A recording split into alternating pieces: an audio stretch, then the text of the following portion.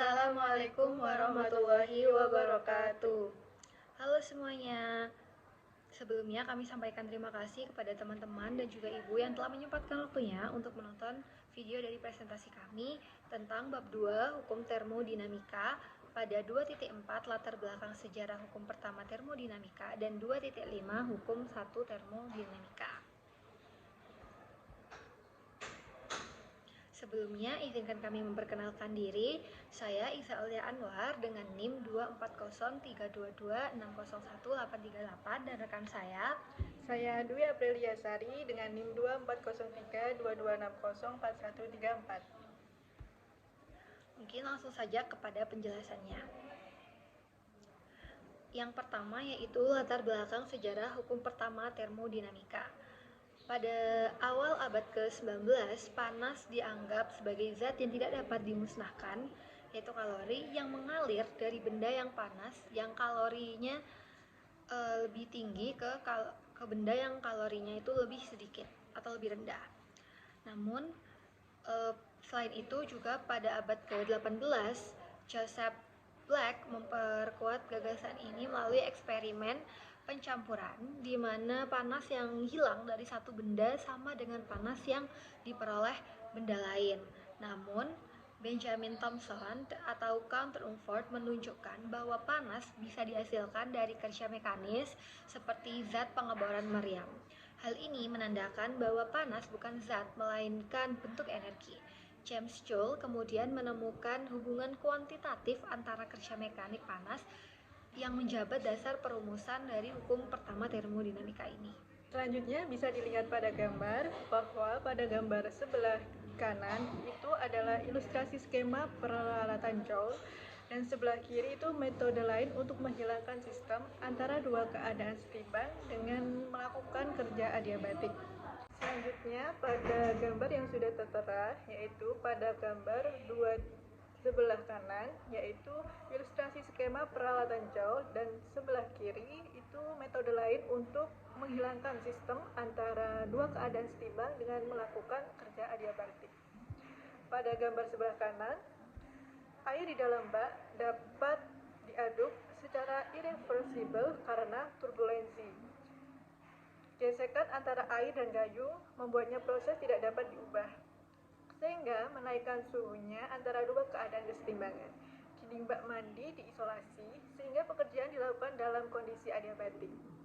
Kami menyebut pekerjaan seperti itu sebagai pekerjaan adiabatik. Selanjutnya, pada gambar di sebelah kiri menunjukkan cara lain untuk mengubah sistem antara dua keadaan seimbang dengan melakukan kerja adiabatik, di mana tidak peduli perubahan itu dilakukan sistem dapat mencapai keadaan keseimbangan awal dan akhir yang sama, apapun cara perubahan itu dilakukan. Selanjutnya, hukum pertama termodinamika. Hukum pertama termodinamika menyatakan bahwa energi dalam suatu sistem yang terisolasi tidak dapat diciptakan atau dihancurkan, hanya dapat dipindahkan atau diubah bentuknya. Beberapa poin yaitu konsep energi internal atau energi dalam. Energi internal suatu sistem bergantung pada keadaan kesetimbangan sistem. Terdapat rumus delta U sama dengan Q plus W, dengan Q adalah panas yang diterima atau dilepaskan dan W adalah kerja yang dilakukan. Selanjutnya pada poin kedua ada sistem tidak terisolasi. Dalam sistem tidak terisolasi, Q dan W bervariasi. Energi bisa berubah meskipun tidak ada perubahan suhu. Pada poin ketiga, perbedaan antara delta U dan delta W, yaitu dengan rumus delta U sama dengan delta Q plus delta W. Energi dalam dipengaruhi oleh panas dan kerja. Selanjutnya pada poin 4, pentingnya tanda dan penerapannya. Tanda positif atau negatif menunjukkan apakah kerja yang dilakukan itu ekspansi atau kompresi. Selanjutnya, hukum ini diterapkan pada sistem yang tidak terisolasi dengan perubahan energi melalui panas dan kerja. Jadi, inti dari hukum pertama termodinamika adalah menggambarkan prinsip dasar bahwa energi total suatu sistem harus tetap konstan meskipun dapat dipindahkan antara bentuk energi yang berbeda atau kerja dan panas. Selanjutnya yaitu penerapan dari hukum pertama. Hukum pertama bisa diterapkan dalam berbagai sistem. Misalnya yang pertama yaitu dalam meregangkan kawat yang diisolasi secara termal Yang kedua yaitu gas yang dikompresi dalam wadah terisolasi, dan yang ketiga yaitu sistem umum yang tidak terisolasi. Setiap kasus menunjukkan bagaimana energi berpindah dalam bentuk kerja atau panas, dimulai dari kawat yang diisolasi secara termal. Jika kawat diregangkan dalam kondisi isolasi termal, tidak ada panas yang keluar masuk. Energi yang berubah hanya berasal dari kerja mekanis, sehingga perubahan energi internal ditentukan oleh usaha peregangan.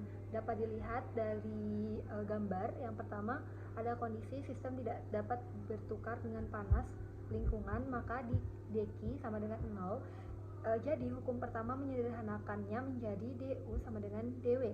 Jika gaya atau F menarik kawat menyebabkan pertambahan panjang dx, maka kerja mendapatkan persamaan sebagai berikut, yaitu dw sama dengan v dikali dx.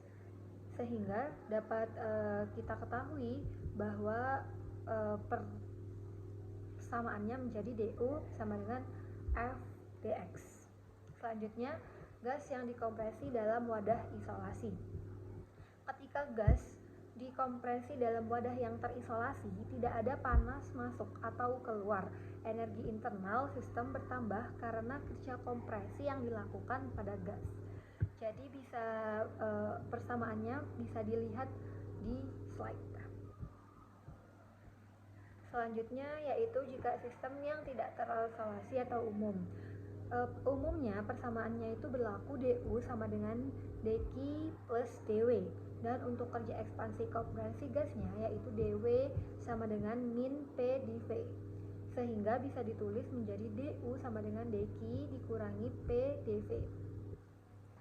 Pada sistem umum yang tidak terisolasi, energi bisa berpindah melalui dua cara sekaligus, yaitu panas dan dingin. Inilah yang paling sering terjadi dalam kehidupan sehari-hari. Selanjutnya, kerja kompresi. Kerja kompresi adalah salah satu bentuk kerja dalam sistem termodinamika.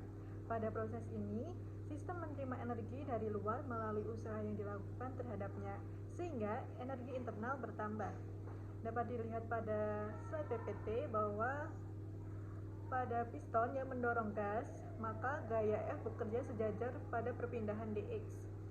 Nah, usaha diferensial yang didapat persamaannya yaitu dw sama dengan f dx, dengan f sama dengan p kali a, dan adx sama dengan dv, sehingga didapat dw sama dengan p dv.